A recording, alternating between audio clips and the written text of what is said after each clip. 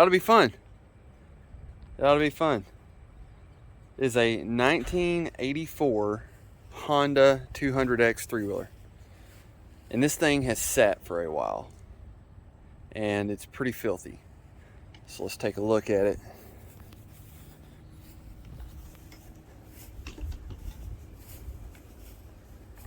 This is exactly what it looked like whenever we pulled it out of the yard. These are some sweet bikes. This is, these bikes were only made between 1983 and 1987. And we know this is an 84 because, lucky enough, serial number is still right here. And you go 10 digits back, and it is a E.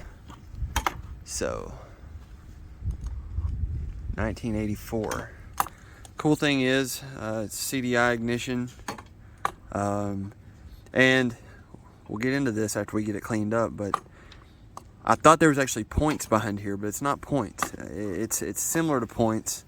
It's more like contacts. There's two contacts in here that spin and make contact, how it makes spark.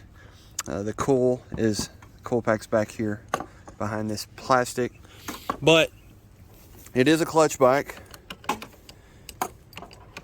We're gonna just pretend like we didn't see that, but we'll tighten that up. It's gonna need a new chain. We'll call this one Rusty. And it's gonna need a new stopper there, a new caliper, disc brakes front and rear. It's gonna need, it's hydraulic disc, by the way, so we're gonna need a new reservoir here. We got a little, that's just little air hole there, weight reduction, nothing but the best. But I do love how all these protective bars are on here, even on the headlight. But front and rear disc brakes, they seem to be locked up pretty good right now. But I did yesterday, I pulled the spark plug and you could tell that it was running really bad. The plug appeared to be fouled pretty good. And so I'm gonna guess that it's probably a carb issue. So we're gonna go through the carburetor. We're gonna try to clean that up. If we can't clean it up, or if it just looks absolutely terrible, the thing about it is carburetors for these bikes are super cheap. Pick one up, 20, 25 bucks. Have a brand new carburetor, all new gaskets and seals and jets. The back brake is completely seized, typical Honda. I was messing with the master cylinder yesterday and I think it's gonna be fine. We'll have to flush it really good. But wait until you see this. I'll wait to show you that. But anyway, let's see if we can get this rear seat off right here. Is how to get the rear seat off. Pop this guy off and get rid of it. Oh yeah, the seat. Yeah, she's real nice. That's a one-off custom job. But anyway, tail light's intact. The exhaust looks okay. But I was in this yesterday and wow. Let's see if we can get this thing off here. There we go. All right. Look in there. This was pretty well the only piece that was still standing of the air filter. And that's the remnants of what was around it. I already grabbed most of it that I could, got rid of that. So, got a new air filter on the way. Got the reservoirs on the way. Here's the rear brake reservoir right here. And for the most part, I thought it was gonna be good until I seen this. Yeah. So, new front and rear reservoir. It does have compression and it is not seized up. So, that's good. It's always a start. Also, I pulled the spark plug out. I cleaned this plug up really good. And I think I just put it in hand tight. I wanted to see down into the head there. And honestly, everything looks, for the most part, pretty good. I don't think there's anything in there that's not going to come around. See if you can, I don't know if you can, I mean, there is some rust in there. May spray some WD-40 down it just to help clean it out a little bit. But anyway, I cleaned this plug up. I think it'll be fine for now. But I did check to see if it had spark. I was trying to make sure that those contacts in the CDI ignition were actually working. And we do have spark. So it's not seized up. We do have spark. I'm sure the oil is going to be terrible. Probably some water in it since it's been setting for so long. But since we have spark, you know, we only need, and it's not locked up and there's good compression, we only need two more things. We need fuel and we need air. So we get air, we get the fuel, and this thing should run. And then all we'll have to do is get the brakes working because, well, we don't want to have to throw out an anchor to stop. Anyway, here's the gas tank. Hope you're ready for this. Look at that. Wow. That is just super nice. But we're gonna clean that up.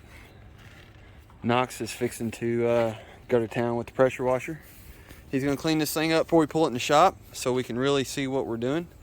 It's pretty nasty right now. But yeah, I don't see any reason why this thing isn't gonna go back down the road. 1984. I mean, this thing is just going to be a blast. So, anyway, we'll get this all cleaned up. We'll get it in the shop. Later on tonight, we're going to pull the tank off, and we're going to put some stuff in it.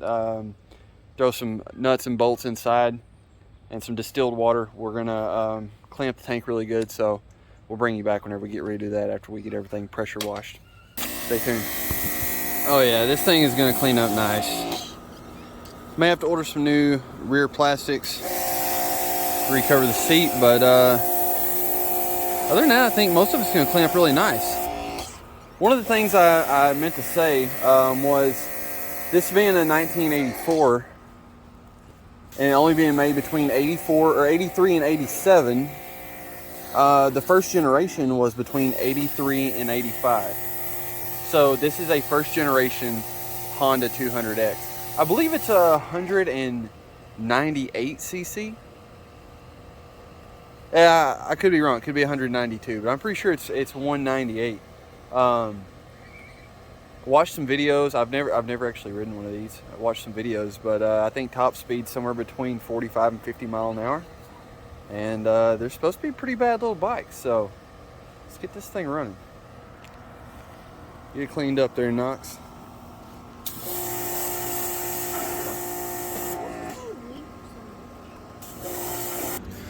Alright, so we got everything washed off for the most part. Good enough for right now, so we can get in there and work on it. Knox is going to be taking the gas tank off, so he's going to remove those. We need to take care of some rust here. It's pretty solid, but we need to get in front of that rust, seal it over a little bit, sand it down a little bit. Yeah, we're going to take the tank off, and then we're going to get started getting rid of some of the rust that's inside of it. That is number one. Before we can do anything else, we've got to get that tank cleaned up. And once we get the tank off, we can see what else we're working with underneath it. So looks like Knox is, hey, righty-tighty, lefty-loosey, my friend. Anyway, I'm going to have him get this tank off. We'll be back with you. All right, so we got the gas tank off. Take a look at what the bike looks like. Got a couple eight-legged friends here. Got news for them. They're going to get evicted. But anyway, we got the tank off, and we got to get the rust out. So first off, what we need to do is we need to get all the big flakes of rust out of it. Before we can actually start cleaning, what I want to do is I want to get all the big flakes, the chunks of rust out. We're going to pour all that out, and then we're going to use some of this evapor rust. And the good thing about this is it's non-toxic, it's biodegradable, it's safe on your skin and eyes, and it's reusable. Read the label. But it's not acid based, and that's the big thing. We don't want to use an acid base because then we're going to have to basically put baking soda in it to basically neutralize the acid. We don't want to do that. So what we're going to do is we're going to get the big flakes out of it, and what you want to do is you want to grab your sack of nuts. Yeah, get your mind out together. Sack of nuts. We're going to pour these nuts in here, and there's big ones, little ones, tall ones, skinny ones, fat ones, short ones. We've got all different sizes. We're not discriminating on size of nuts, but we're going to pour these straight into the gas tank. And oh, looks like we got a screw in there. We don't want that guy. All right, so basically what you're going to want to do, take your lid off and pour your sack of nuts right in to the tank. All right, now that you got that in there, put your lid back on. And what you're going to want to do is you're just going to shake the ever-loving crap out of it. Back and forth, basically what you're doing is you're basically sandblasting the inside of it without using sand. The nuts are big enough that I can make sure we get every one of them out. But we got a clear container here, so we're going to shake this for about 15 minutes. We're going to check it, we're going to dump it all out, we're going to see what comes out of it. And if we need to do it again, we will. But once I feel like we've got all the big chunks out, we're going to put some of that evaporust in it, and we're going to let it set overnight. When it's setting overnight, I'm going to come out several times every few hours. I'm going to rotate the tank. But the big thing is you need to make sure you cover all of your vent tubes and all of your drain tubes and everything, all of your fuel hose lines and everything. Another thing about the evaporust is you can actually leave your petcock in, and since it's not abrasive, it's not going to mess up your petcock. So that's another reason why we're using that instead of acid. If you use acid, what that's going to do is it's going to eat your petcock out, and next thing you know, you're going to wind up having to replace that. We don't want to do that. So we're going to do this, use the evaporust overnight. Once we get done with that, then I'm going to pour the evaporust out. Going to rinse it with distilled water, not tap water, but distilled water. That'll help with the flash rust, and then we're going to fill it full of WD-40, slosh it around real good, and then fill it with gas. What that's going to do is just going to stop all the corrosion, and it's going to keep it from flash rusting. That way we have a good clean gas tank whenever we get ready to ride this thing. So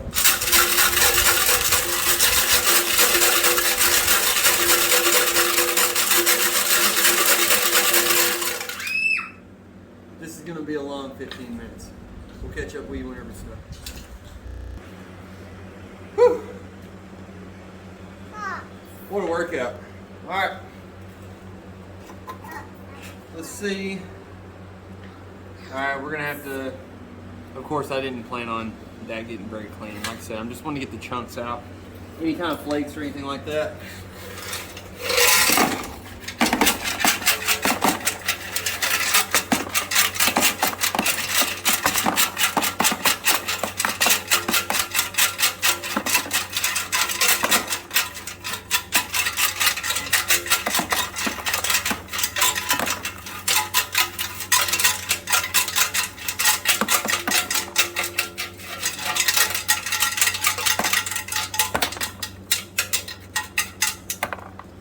Alright, that's all of them. Man, look at that. Look at all this. Yeah. Alright, so that's what we're wanting to get out of there. Still a little bit of gas in it, so what we're going to do is we're going to flush it with distilled water. We're going to rinse everything out real good. And once we rinse everything out real good, we'll come back and we will fill it full of evaporust and let it soak overnight. So here we go. Alright, so the tank is about as chunky free as I can possibly make it. So we've got our evaporust, and I don't even have a pocket knife on me. Hang tight.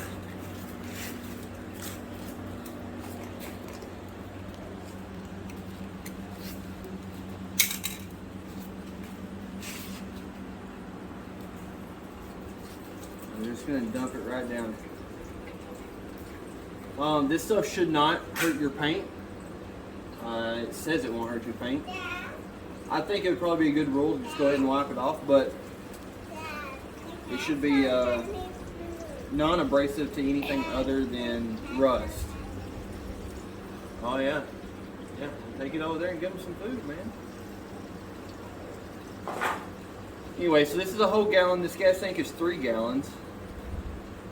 But this 1 gallon should be plenty. What we're going to do is we're just going to rotate it overnight. Alright, now it's in there. We will put the lid on it.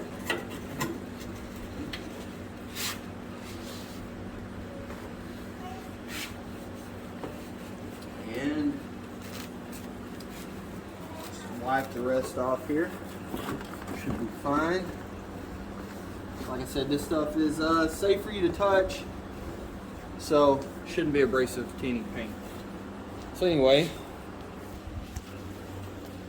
all right. So I lied earlier. I said the coil was back here. On a recent video that I'd watched, it was actually mounted back here on this back bar, but it is actually here. So all the wiring looks good. All the wiring to the CDI looks great. The on-off switch here is working just like it should. So yeah, that's pretty much it for tonight. We've got a new air filter coming, and once it gets here, we're gonna take the air box off, make sure everything is cleaned out, take some air to the intake here into the back side of the carburetor. Go ahead and pour the carburetor off probably tomorrow, and pull the bowl off of it and kind of see what we're looking at there. We're gonna change the oil, and other than that, I'm hoping that that's gonna have us going. So we'll have air, we'll have fuel, we've already got spark, we've got compression, and then we'll move on to brakes and rusty down here. So anyway, yeah, good times. There aren't a lot of videos out there about how to work on these, and so you know, most of these Honda bikes they're all the same. They're super simple. These things are tanks. Parts are relatively easy to find, even for 80s model bikes. So you know, this is a learning experience for me, but it seems relatively simple. So we're going to give it our best shot here. We'll see how it goes. See you tomorrow. All right, Knox is going to take off the carburetor. Go for it there, dude. All right, we got a hose clamp right there on the air intake. I think that's pretty loose. All right, let's see if we can. All right. So there's the air intake off of the air box and everything. All right, and then that is going to be a 10 millimeter right here. Okay. All right, so you're going to have to reach up into that hole. See if I can get a better shot at that. All right. All right, are you loosening? Yeah. All right. Dude's got smaller hands than I do. Oh, there it goes. Lost it forever into the wild unknown. All right, there's one off. Nope, you got one on the other side now. Swap around the other side.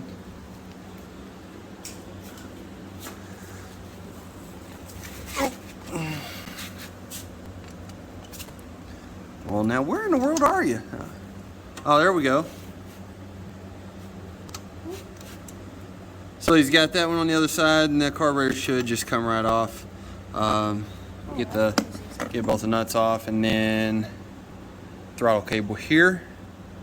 And so more than likely we're going to need a new one of those. The throttle here, it is pretty freaking stiff, but you know what? She snaps back really nicely. All right, let's see. All right, that's loose. Come out of there. Well, I never. What in the? Would you just come out? Here we go. Here we go. Come on. All right, so Knox, hold your mouth right. Let's see here. There we go. All right. All right, so now that we got that, Knox, if you'll unscrew that, be careful. There's a spring underneath that. Nope, big one right here.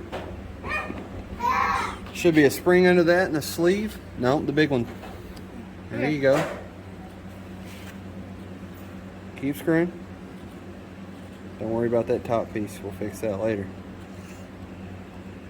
You break it, you buy it, my friend. Yep. All right. Should be able to pull that right out. All right. Hey, you know what? That looks really good. I don't like that rust on the needle. That's fine. Don't we got an extra one? We don't have an extra one for this one, but man, that cable's in pretty bad shape. Choke. All right, so anyway, now we have our throttle off. Knox? Yep. Let's take this bowl off and take a look at it. All right, you got it? Yep. All right. So I can tell you right now, you look at that real quick.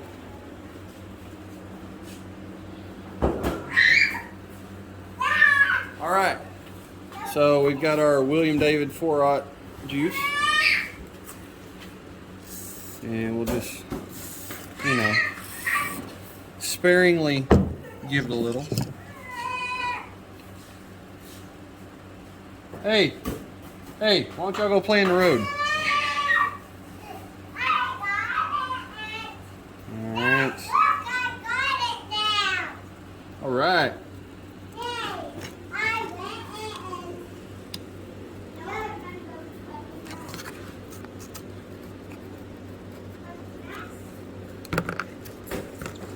And one more.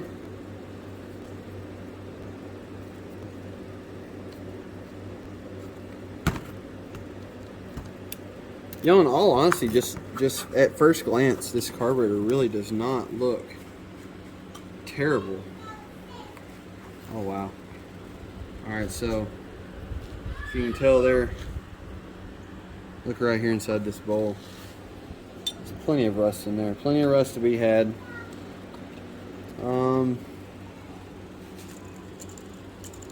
You know, the float isn't terrible. And even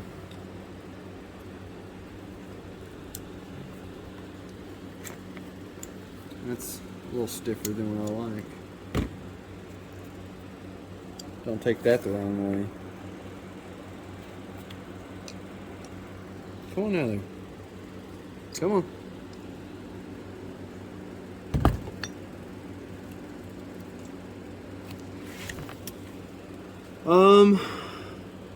You know, honestly, the jets are actually relatively clean.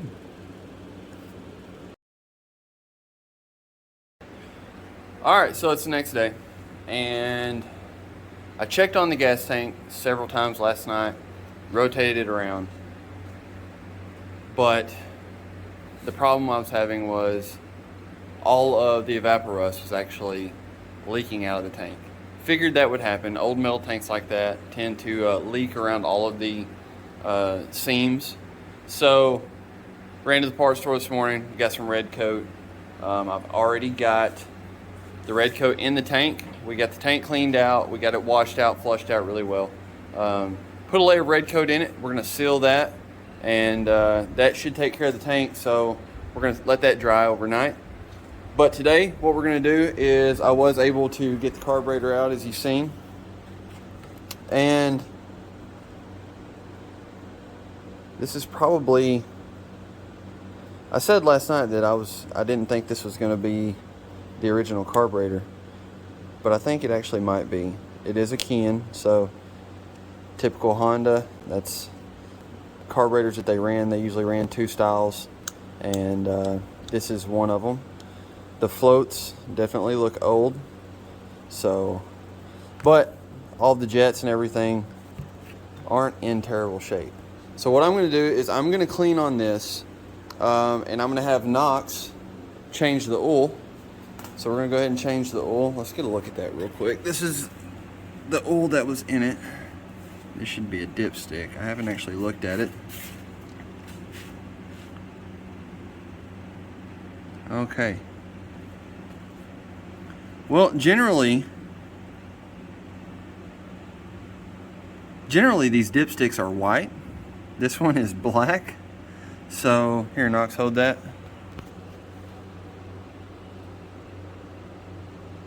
Okay, so that oil is pretty nasty. Alright, so what we're going to do, we're going to change this oil. I'm going to get that carburetor cleaned up.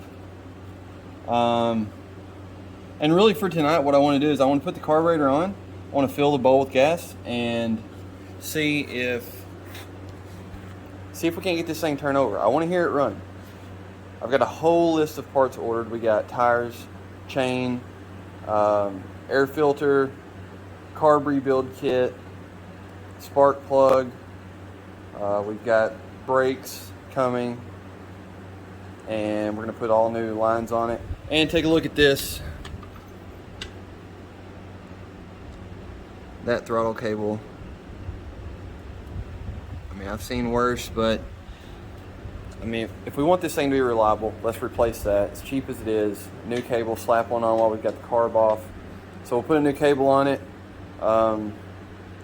Work on getting the throttle feeling right. But goal for tonight, we're gonna change the oil, clean up the carburetor, put that on, and we're gonna see if we can't get this to fire up. So y'all just enjoy the quick little run around here.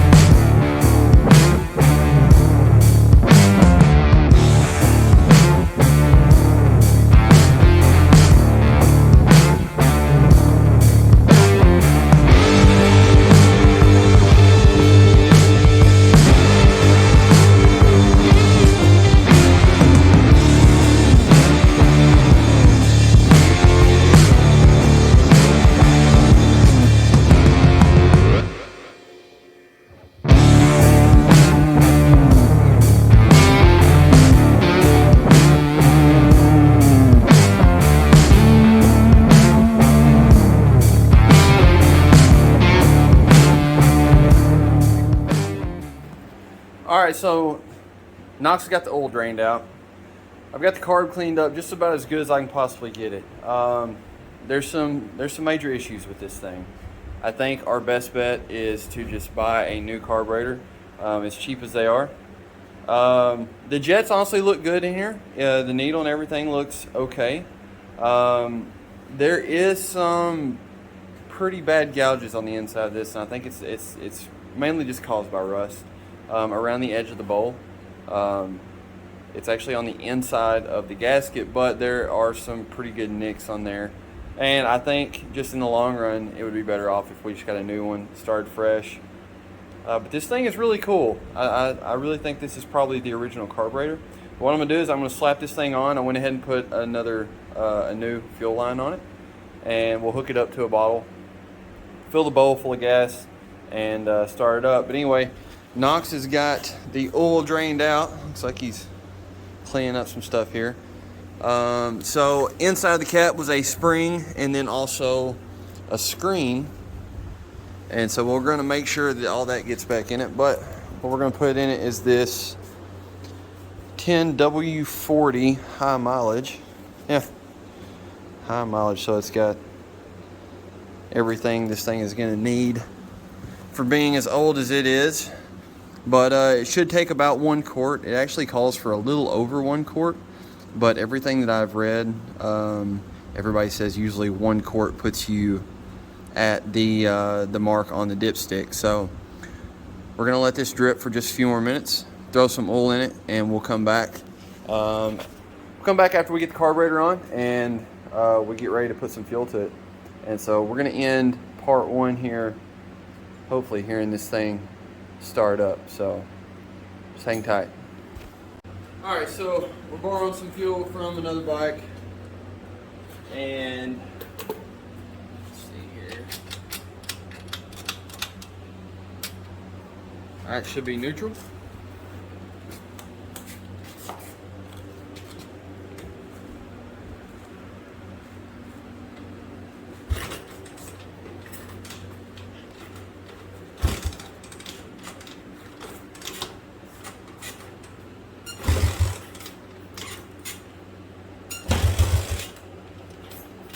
Let's run. Well.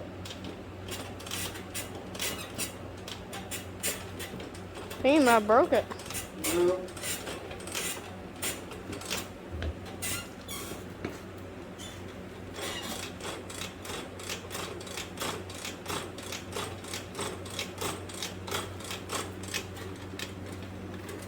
Alright. Well, so I tore into the side cover of the kickstart. Everything is as it should be. So it is what I was afraid of. It's going to be the kickstart return spring. So did a little research. 1983, 84, and 85, there was a recall on these kickstart return springs. They were too weak. In the XR200s, they made a longer return spring. It's a little stiffer. There were no failures or weak parts in those. And so essentially they're the exact same spring. They were made to do the exact same thing for essentially the same exact parts. Why they didn't just trade these out back then, I don't know. So until we get that spring replaced, this thing isn't going to start. The bad thing is in order to get the spring out, the entire thing is going to have to come out. We're going to have to pull the motor. We're going to have to split the case. Only on this side though. But even though it's only on this side, the jug's going to have to come off. The head's going to have to come off. Timing chain. The whole works. So we'll get started on that. And hopefully get this thing going. I hope. Anyway, stay tuned. It's going to be fun. Catch you guys on the next video.